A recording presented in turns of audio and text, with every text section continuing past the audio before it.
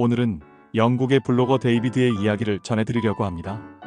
그는 47세에 은퇴했고 지금은 프랑스에서 살아가고 있습니다. 그의 글 제목은 이렇게 시작합니다. 나의 조기 은퇴는 공감받을 수 있을까? 그는 평범한 회사원이었지만 조금 이른 시기에 일을 멈추었습니다. 그리고 은퇴 후의 삶을 솔직하게 기록해왔습니다. 그의 블로그 이름은 I retired young, 즉 나는 젊어서 은퇴했다는 뜻입니다. 어느 날 두 신문사 기자가 데이비드에게 연락을 했습니다. 조기 은퇴자의 이야기를 기사로 다루고 싶다는 요청이었습니다. 그런데 기자들이 물었습니다. 당신의 이야기가 과연 독자들에게 공감될까요? 그 질문은 그에게 작은 충격이었습니다. 그리고 우리에게도 묻는 듯 했습니다. 조기 은퇴란 과연 나와 상관없는 이야기일까? 데이비드는 자신이 공감받기 어려운 이유를 솔직하게 털어놓습니다. 커리어 후반에는 높은 급여를 받았고 자메이카, 홍콩, 두바이, 남아프리카 공화국 등 여러 나라에서 일하며 살았습니다. 그리고 대부분의 사람들보다 훨씬 이른 47세에 은퇴했죠. 지금은 프랑스 남부의 조용한 마을에서 살고 있습니다. 이 이야기를 들으면 우리는 이렇게 생각하기 쉽습니다. 그건 당신 이야기지 우리 얘기가 아니야. 하지만 그는 이렇게 말합니다. 공감은 비슷한 인생을 살아야 생기는 게 아니다. 그는 마라톤을 예로 들었습니다. 나는 세계 최고의 선수들과 같은 신발을 신는다. 물론 그들과 같은 실력은 아니지만 같은 신발을 신고 같은 길을 달리면 이상하게 연결된 느낌이 든다. 완전히 같은 처지는 아니어도 닮은 부분을 발견하는 순간 공감은 시작됩니다. 데이비드는 은퇴가 행운이나 우연의 결과가 아니었다고 말합니다. 그는 이렇게 회상합니다. 내 첫 월급은 876파운드였다. 오늘날 가치로 환산하면 약 166만 원 정도입니다. 미화로 1112달러, 한화로 약 159만 원 수준이었죠. 결코 부유한 출발은 아니었습니다. 그는 낮에는 일하고 밤에는 공부하며 회계 자격증을 취득했습니다. 때로는 안정적인 길 대신 조금 더 위험한 길을 택하기도 했습니다. 그런 작은 선택들이 쌓여 결국 은퇴로 이어졌습니다. 조기 은퇴는 하루아침에 오는 행운이 아니라 작은 결정을 꾸준히 이어가는 태도의 결과였습니다. 그가 제시한 은퇴 시점의 계산은 흥미롭습니다. 영국의 평균 은퇴 연령은 67세입니다.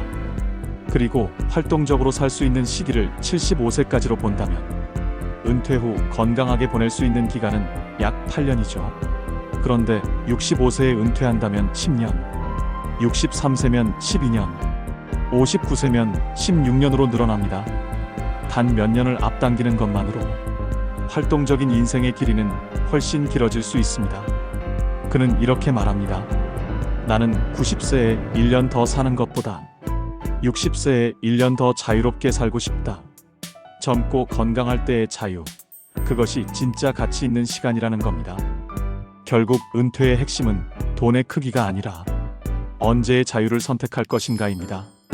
이제 데이비드가 조기 은퇴를 통해 배운 교훈을 들어봅시다. 그의 조언은 단순하지만 강력합니다. 첫째, 일찍 시작하라. 금액이 아니라 습관이 중요하다. 저축을 일찍 시작하면 복리의 힘이 따라온다. 아인슈타인은 이렇게 말했습니다. 복리는 우주에서 가장 강력한 힘이다. 둘째, 수입을 늘릴 방법을 찾아라. 승진, 이직, 부업, 자격증, 투자, 모든 가능성을 검토하고 필요하다면 합리적인 위험을 감수하라. 특히 젊을 때는 실패해도 다시 일어설 시간이 충분하다. 셋째, 돈의 흐름을 직접 관리하라. 그는 매달 엑셀 파일을 열어 지난달 지출을 확인했습니다. 내 돈이 어디로 가는지 아는 순간 이미 자유로 가는 첫 발을 뗀 것입니다. 넷째, 비용을 관리하라. 휴대폰 요금, 자동차 보험, 장보기 습관, 작은 절약이 쌓이면 그 돈이 바로 나의 자유시간을 사줍니다. 그는 이렇게 말했습니다. 절약은 고통이 아니라 선택의 자유를 늘려주는 일이다. 다섯째, 빚을 피하라. 그는 빚을 정말 싫어했습니다. 집담보나 자동차 외에는 어떤 대출도 없었고 신용카드도 매달 전액 상환했습니다. 그는 말합니다. 대출을 갚기 위해 일하는 순간 그 일은 이미 내 것이 아니다. 마지막으로 남들과 비교하지 말라. 주변 사람들은 늘 더 좋은 집과 더 비싼 차를 가질 것이다. 그 경쟁을 멈추는 순간부터 진짜 나의 삶이 시작된다. 그는 이렇게 덧붙였습니다. 우리는 필요한 만큼만 가지면 된다. 남을 따라잡기 위한 소비는 자유를 잃는 가장 빠른 길이다. 이 6가지 조언은 대단한 재능이 아니라 꾸준함의 문제입니다. 그는 말합니다. 열심히 일하고 적당히 저축하고 빚을 피하고 예산을 세우고 그리고 삶을 즐겼다. 그게 전부이다. 이 단순함이 오히려 큰 울림을 줍니다. 조기 은퇴는 돈의 기술이 아니라 삶을 설계하는 태도의 문제이기 때문입니다.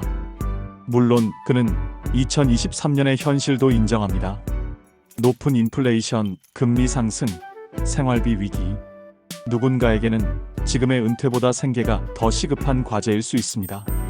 하지만 그는 이렇게 말하며 글을 맺습니다. 상황이 어렵더라도 여전히 기회는 있다.